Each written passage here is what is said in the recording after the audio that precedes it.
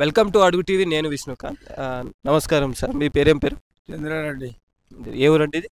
గౌసాబాద్. Pension వస్తుందా? టైంకి వస్తుందా పెన్షన్? ఇప్పుడు వచ్చేది ఉంటే రాలే, ఇప్పుడు రేపు వస్తుందేమో. రాలే. మాఫీ ఇస్తా అన్నాడు, మాకు రాలే. 2 లక్షలు ఇస్తా అన్నాడు, ఎవరికే రాలే. 4 మందికి వచ్చినాయి, 12 మంది రాలే. రైతు బంధులే ఏంలే, ఎక్కడలే, ఏం రాలే. వాడు ఇంకా కేసీఆర్ ఉన్నప్పుడే నయం ఉండే. రోడ్లు ఇప్పుడు మంజూరు అయినాయి, అయ్యట్టు ఉన్నాయంటే ముంగలు పోయి తవ్వదు, ఇబ్బంది ఉండే. ఇప్పుడు మంజూరు వచ్చింది, మీది వాళ్ళకి ఇంకా ఇది రాలేంట. మీదికించి తవ్వలది తిప్పలు ఉన్నది, చెరుకులది పోనికి. అది ఇంకా ఇప్పుడు డాంబర్ రోడే మా శాంక్షన్ అయింది.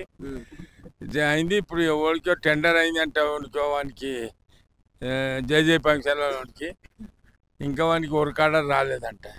ఎట్లుంది మరి? ఇప్పుడు ఇంతకుముందు ఉన్న సర్పంచ్ మంచిగా పనిచేసిండా? ఊళ్ళో మంచి వ్యక్తి ఉంటే వాళ్ళకి గెలిపేది అవుతుంది. ఊళ్ళది పార్టీ సంబంధం ఉండదు.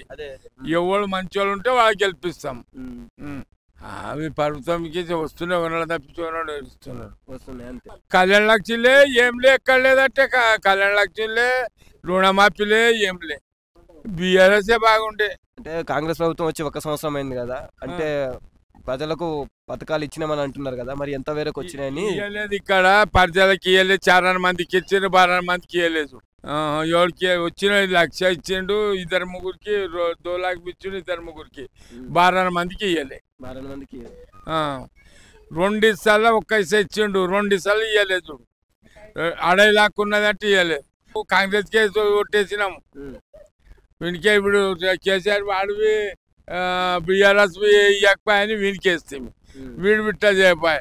వీడు 5 ఏళ్ళు అయినాక వేయకుంటే మళ్ళీ ఉదికేయాలి, ఇంకేం చేయాలి?